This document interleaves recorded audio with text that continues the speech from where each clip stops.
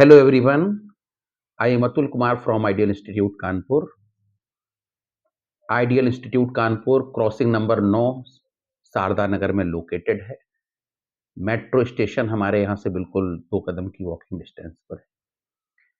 तो मेरे प्यारे बच्चों, लाइफ में उतार-चढ़ाव बना रहता है और हर बच्चे की अपनी कुछ समस्याएँ होती हैं।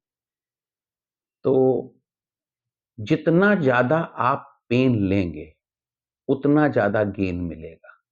मोर pain, more gain, no pain, no gain. जिस तरह से सिक्के के 2 पहलू होते हैं, हेड और टेल, उसी प्रकार से उसी तरीके से आपकी जो लाइफ है, उस लाइफ में आपके जितना पेन आप लेंगे, उतना प्लेज़र मिलेगा। पेन और प्लेज़र साथ चलते हैं। आप इस बात को समझिए, जैसे कोई चीज़ गलत हो रही है, बुरी खबरें आ रही हैं, फिर और बुरी खबरें आ रही, फिर और बुरी। जब बहुत ज़्यादा नेगेटिविटी होती है, तो वहीं से पॉज़िटिविटी की शुरुआत होती है, वहीं से कोई एक गुड न्यूज़ आती है, जो आपके पूरे लाइफ़ को बदलती है। बिल्कुल उसी प्रकार जब बहुत अच्छा समय चल रहा होता है, सब कुछ बहुत अच्छा हो रहा होता है, वहीं पर कोई एक ऐसी न्यूज़ आती है जो लाइफ को बर्बाद कर देती है। तो मेरे प्यारे बच्चों, इस बात को समझने की कोशिश करिए, जितना पेन लेंगे आप, उतना ही प्लेज़र मिलेगा। पेन और प्लेज़र अलग नहीं हैं, ये एक साथ चलते हैं। अब बात आती है इसको लाइफ में कैसे इम्प्लीमेंट करना है। तो बेटा, आप जैसे वॉल ऑफ वरीज़ हैं, समस्या की दीवारें, वॉल ऑफ वरीज़। तो वो वॉल ऑफ वरीज़ हमेशा लाइफ में आपके आती रहेंगी वॉल ऑफ वरीज। लेकिन जितनी वॉल ऑफ वरीज आएंगी, उतना ही आप परिपक्व होकर निकलेंगे और उतना ही आगे बढ़ेंगे। जैसे जब बच्चा छोटा होता है तो अब उससे कहा जाता है कि पढ़ो। हर चीज न्यूटन्स फर्स्ट लॉ है कि हर चीज अपना रेस्ट में रहना चाहती है, कोई अपनी पोजीशन चेंज नहीं करना चाहती। मेरी बात को समझने की कोशिश करिएगा। अब ऐसे में कोई आपसे कहता है कि नहीं, अब ये नहीं करना, आपको ये करना है, ऐसे नहीं करना, तो ऑब्वियसली उसमें प्रॉब्लम आना स्वाभाविक है। प्रॉब्लम तो आएंगी आएंगी, लेकिन इन सभी वॉल ऑफ वरीज को जब पार करते हो आप आगे बढ़ेंगे। अब आपने 10+2 कर लिया, अब आपने ग्रेजुएशन कर लिया, अब आप किसी कोर्स की तैयारी कर रहे हैं जिसमें ऑल इंडिया सारे बच्चे जुटे पड़े हैं, प्रिपरेशन कर रहे हैं।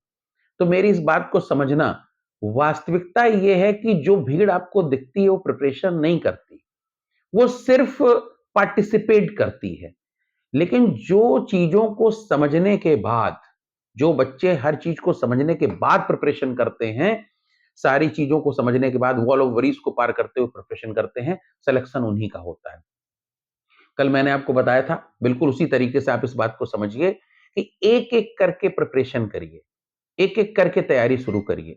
और सबसे बड़ी जो समस्या है वो ये है कि जो बच्चों का माइंडसेट है वो क्या कहता है कि हमको चीज याद नहीं होती।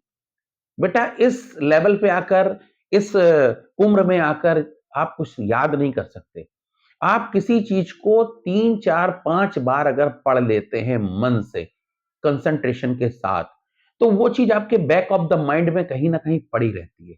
और जब जो चीज आपके बैक ऑफ द माइंड में कहीं ना कहीं पड़ी है, तो जैसे ही वो चीज आपके सामने आएगी या उससे संबंधित कोई आपसे बात करेगा, कोई क्वेश्चन करेगा, इंटरव्यू में करेगा या एग्जामिनेशन में पूछा जाएगा, तो ऑटोमेटिकली वो रिकॉल हो जाएगी और आप उसको बहुत अच्छे से समझा सकते हैं या बहुत अच्छे से उसको कर सकते हैं। इसके लिए एक अच्छा तरीका ये भी है कि जितनी चीजों को आप प्रिपेयर कर रहे हैं, उनको कहीं ना कहीं पर लिखें या किसी थर्ड पर्सन के साथ आप डिस्कस करें। तो जब आप डिस्कस करते हैं तो उससे क्या होता है कि आप उतना ही निखरते चले जाते हैं, यानी आपके अंदर वो क्षमताएं बढ़ती जाती हैं कि आप किसी चीज को बहुत अच्छे से समझा सकें। और लिखने से आपकी राइटिंग स्किल सही होती जाएगी, तो वो चीजें आप लिख भी सकते हैं। तो कोई बहुत बड़ी चीज नहीं है किसी भी एग्जाम को निकालना, चाहे वो यूपीएससी हो, चाहे यूपीपीएससी हो, या एसएससी, बैंकिंग, रेलवे हो, या कोई भी एग्जाम। क्योंकि मैं इस डोमेन का हूं तो यही बात करता हूं।